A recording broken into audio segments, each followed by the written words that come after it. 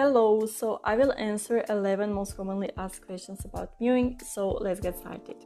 So first question is, how long should I do mewing in a day to get results? So we should be mewing for 8 hours a day and for a whole night.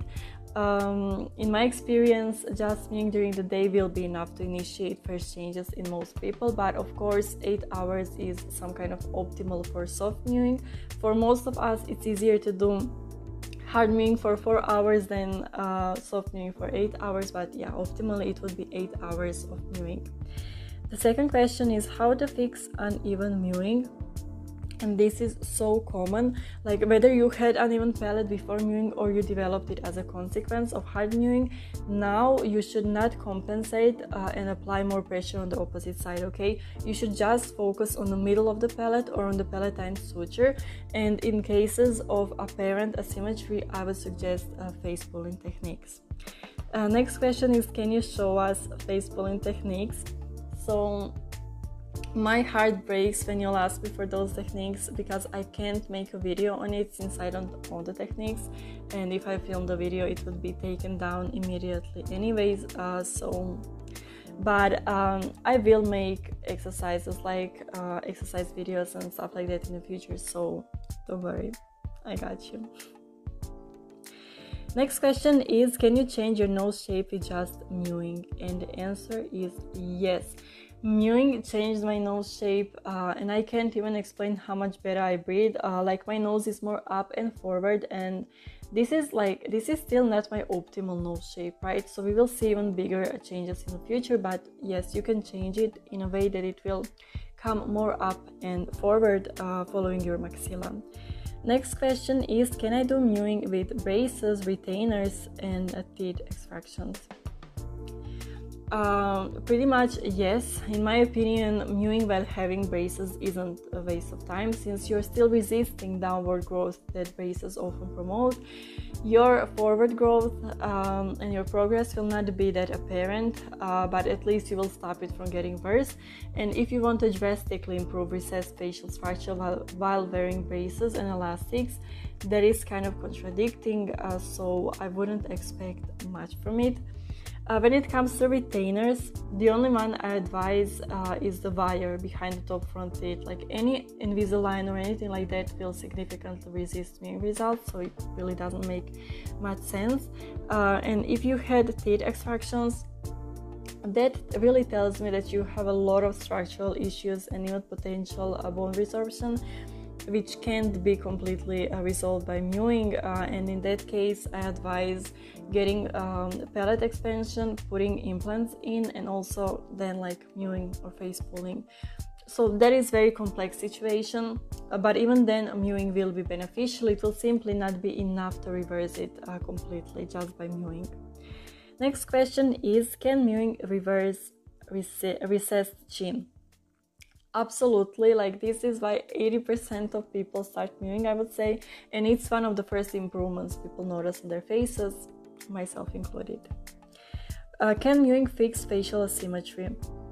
Okay, so mewing can fix facial asymmetry, and it can also make it worse, so counting on mewing to fix your facial asymmetry is kind of tricky.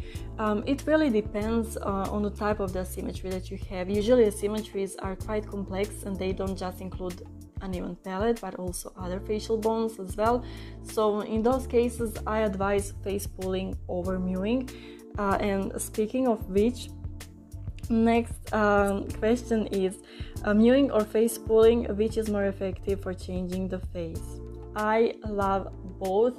Most of people think that it's either mewing or face pulling, but face pulling heavily relies on the mewing, and the whole face pulling routine is centered around maxilla and the palatine suture, so I would recommend them together in complex cases of very bad facial structure, which is honestly most of us, but then just mewing would be enough, for example for people with already nicely developed faces, or just for those who want to stop it from getting worse.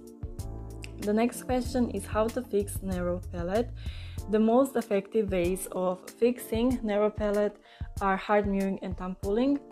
But hard mewing can cause uneven palate, okay? So if you're not able to only press the palatine suture, and if you're pressing the sides of the palate, then I would recommend tongue pulling until there's enough room for whole tongue to fit correctly and comfortably on the upper palate, and then you can start hard mewing to relax the palatine suture further and maybe to even expand your palate a little bit more. Like that's for the cases of extremely narrow palate. Next question is how to do mewing while sleeping. So what stops most people from mewing in their sleep is definitely their sleeping position. So anything other than sleeping on your side will make mewing very hard. Like when you're sleeping on your back, you will most likely mouth breathe and mewing will just not be possible then. Also sleeping on your stomach is not good either because it messes with your breathing. So basically sleeping on your side is just perfect for mewing. You can also include mouth tape in order for you to stop mouth breathing and also to be reminded of mewing during the sleep when you wake up for a few seconds, like during the night. And the last question is how to get hollow cheeks. Like this is completely determined by the way you use your muscles during swallowing, but even more so during chewing. So some people, like me for example, we're chewing with our cheeks instead of our chewing muscles, so then we build cheek muscles. So pretty much just start paying attention to that and use your tongue and chewing muscles while at the same time try using other facial muscles as little as possible. It's really not impossible, it just requires a little bit of practice until it becomes a habit. Alright, so that is all. If you have any question that I didn't answer, please leave it down below and I will answer it for you. Thank you for watching and bye.